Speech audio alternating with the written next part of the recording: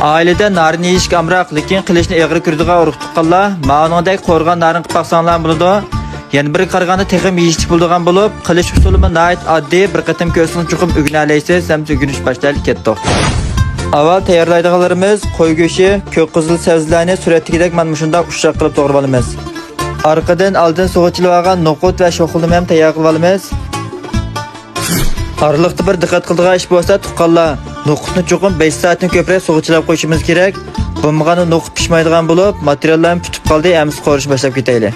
Qozonga Elnurining Ispaniyadan import qilib, 100% saf holat ishlab chiqargan zaytun maydini ko'proq qo'yib, orqadan go'shtni silib, bir nechini aralashtirib qo'ritiblar, bir qo'shq tuz, yarim qo'shq kavavichin va piyoz samsaqlarni silib, taxminan 30 sekund atrofida to'xtamay aralashtirib yo'rib qorib, tayyor qilib olgan sho'xilni silib, yana davomli qorib, sho'xilni bir qadar to'liq eritib olgandan keyin sabzini silib uzoq qo'rmaymiz do'stlar. Faqat o'tning besimini yuqori qilib 7-8 ni aralashtirib yo'rib qo'ritiblar.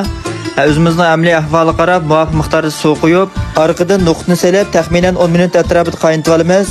Vaqt to'shqandan keyin bir qo'shq zira, oz miqdorda qarmoch va tuz silib, tovoqni yepib, yana normal o'tda 10 minut qaynatib olib, go'shtning ta'mini to'liq chiqarib olamiz. Shunday qilib, mana bizning qo'rg'on narinimiz tayyor bo'ldi.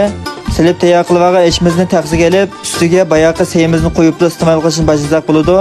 Rangi va ta'mi alohida yaxshi chiqadi. Oila chuqur bir sinab beqinglar. Amsa oxirida qo'llash nihoyat oddiy urug' tuqqanlar. Haqsiz yurakdan birini besib, Pingli rayoniga gullarni ko'plab yo'llab qo'ysanglar, buningdan ortiq qo'llash bo'lmaydi. Kelar sani ko'rishaylik, xayr xo'sh.